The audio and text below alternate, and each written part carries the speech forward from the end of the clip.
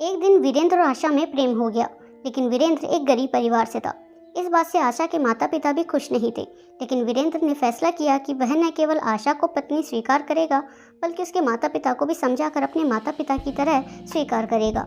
समय के साथ माता पिता ने देखा कि वह एक अच्छा आदमी है और उनकी बेटी के लिए सभी तरह से योग्य था। लेकिन एक और समस्या थी, वीरेंद्र एक सैनिक था। जल्द ही युद्ध छिड़ गया और उसे 1 साल के लिए विदेश भेजा जा रहा था। उसके जाने के 1 सप्ताह पहले उसने अपने घुटने के बल बैठकर अपनी आशा को पूछा, मुझसे शादी करोगी? आशा की आंखों में खुशी के आंसू आ गए। उसने अपने आंसू पोंछे और कहा हाँ, और वे एक दूसरे के गले लग गए। वे इस बात पर सहमत हुए कि जब वह 1 साल बाद वापस आएगा तो वे शादी कर लेंगे। लेकिन एक बड़ी त्रासदी हुई। उसके जाने के कुछ दिनों बाद आशा का एक बड़ा एक्सीडेंट हो गया। यह एक्सीडेंट गाड़ियों के आमने सामने की टक्कर थी। जब वह अस्पताल में जागी तो उसने अपने माता पिता को रोते हुए देखा। तुरंत वह जान गई कि कुछ गड़बड़ है। बाद में उसे पता चला कि उसे ब्रेन इंजरी है। उसके चेहरे की मांसपेशियों को नियंत्रित करने वाले उसके मस्तिष्क का हिस्सा क्षतिग्रस्त हो गया था। उसका कभी सुंदर और प्यारा दिखने वाला चेहरा अब विकृत हो गया। खुद को आईने में देखकर वह रो पड़ी। कल मैं सुंदर थी, एक परी जैसी थी। आज मैं एक राक्षस हूँ। उसका शरीर भी बहुत सारे बदसूरत घावों से भरा हुआ था। वो खूब रोती और फिर उदास हो जाती। एक दिन उसने अपने मंगेतर वीरेंद्र को उनके वादे से मुक्त करने का फैसला किया। वह जानती थी कि वह उसे अब और नहीं चाहेगा। वह उसके बारे में भूल जाना चाहती थी और फिर कभी उसका सामना नहीं करना चाहती थी।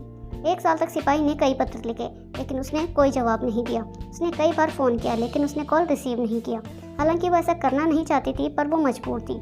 1 साल बीत गया। एक दिन अचानक माँ उसके कमरे में चली गई और उसे बताया कि वीरेंद्र युद्ध से वापस आ गया है। आशा चिल्लाई, नहीं, प्लीज़ उसे मेरे बारे में मत बताइए। उसे मत बताने कि मैं यहाँ हूँ। माँ ने कहा उसकी शादी हो रही है और उसने तुम्हें अपनी शादी का निमंत्रण भेजा है। आशा का दिल बैठ गया। वह जानती थी कि अब वह उसे अब भी प्यार करती है, लेकिन उसे अब भूलना होगा। बड़े दुख के साथ उसने शादी का निमंत्रण खोला और फिर उसने उस पर अपना नाम देखा। उसे कुछ समझ नहीं आ रहा था। उलझन में उसने पूछा कि यह क्या है। तभी वीरेंद्र फूलों का गुलदस्ता लेकर उसके कमरे में आया। वह उसके पास घुटने टेक कर बैठ गया और पूछा, क्या तुम मुझसे शादी करोगी? लड़की ने अपना चेहरा अपने हाथों से ढक लिया और कहा, मैं बदसूरत हूँ। तुम अगर मुझे ठीक से देखोगे तब तुम्हें सच्चाई पता चलेगी। उसने अपने चेहरे से हाथ हटा दिया। उस युवक ने कहा कि तुम्हारी अनुमति के बिना तुम्हारी माँ ने मुझे तुम्हारी तस्वीर भेजी। जब मैंने वो तस्वीरें देखी तो मुझे एहसास हुआ कि कुछ भी नहीं बदला। तुम अब भी वही हो जिससे मुझे प्यार हुआ था। तुम अब भी पहले की तरह खूबसूरत हो, क्योंकि मुझे तुमसे प्यार है।